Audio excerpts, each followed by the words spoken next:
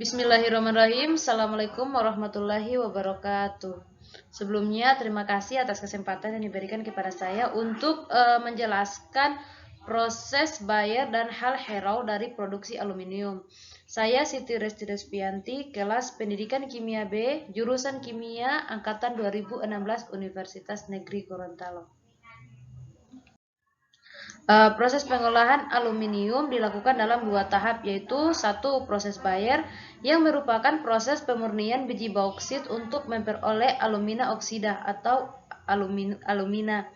Dan yang kedua, proses Hall-Héroult yang merupakan proses peleburan alumina untuk menghasilkan aluminium murni dengan cara reduksi melalui proses elektrolisis. Yang pertama, proses Bayer. Proses Bayer diciptakan pada tahun 1888 oleh Carl Joseph Bayer. Ia mendapati bahwasannya aluminium hidroksida yang mengalami pengendapan dari larutan alkalin merupakan sebuah kristalin dan dapat dengan mudah difilter dan dibersihkan. Sementara yang mengalami pengendapan dari asam sangat sulit untuk dibersihkan. Saat ini, proses memproduksi hampir seluruh persediaan alumina di dunia yang dibutuhkan untuk menghasilkan aluminium. Kemudian pada tahun 2010, lumpur merah yang merupakan limbah proses Bayer membanjiri wilayah di sekitar pabrik alumina di Ajka dan mencemari Sungai Donau. Dalam proses ini, bauksit bereaksi dengan natrium hidroksida yang terkonsentrasi dengan tekanan 7 bar dan suhu sekitar 180 derajat Celcius. Adapun reaksinya dapat dilihat dalam PPT, yaitu bauksit ditambah NaOH menjadi Na atau AlOH 4 kali ditambah Fe2O3. Residu yang tidak terlarut mengandung senyawa besi yang dapat dikenali dari warna merahnya atau biasa dikenal dengan istilah lumpur merah. Ini biasanya dikumpulkan di tempat pembuangan air, tetapi di beberapa negara dibuang ke sungai, sehingganya memicu permasalahan lingkungan. Dari natrium nitrat yang telah diencerkan, aluminium hidroksida akan mengalami pengendapan selama proses pendinginan. Filtratnya diencerkan dengan natrium hidroksida. Suhunya diturunkan menjadi 78 derajat Celcius dan tekanannya dikembalikan seperti semula melalui proses inkulasi dengan aluminium hidroksida padat sebagai antikristal.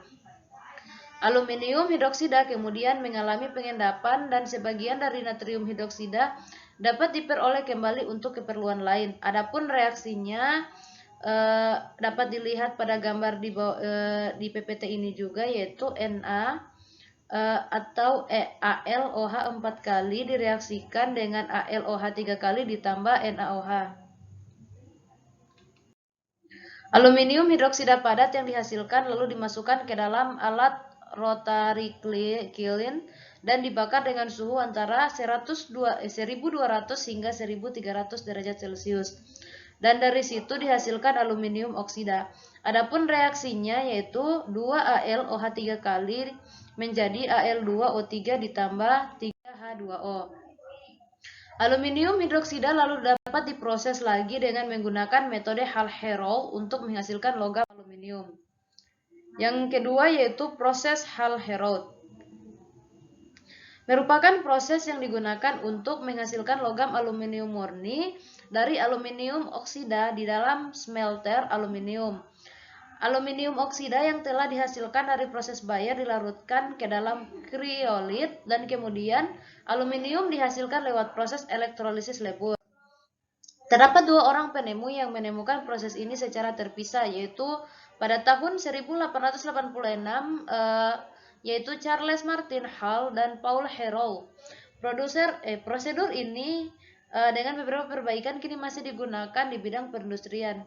Sebelum proses elektrolisis lebur, aluminium oksida atau titik lebur 2045 derajat Celcius dicampur dengan kriolit atau Na3 AlF6 untuk menurunkan titik leburnya.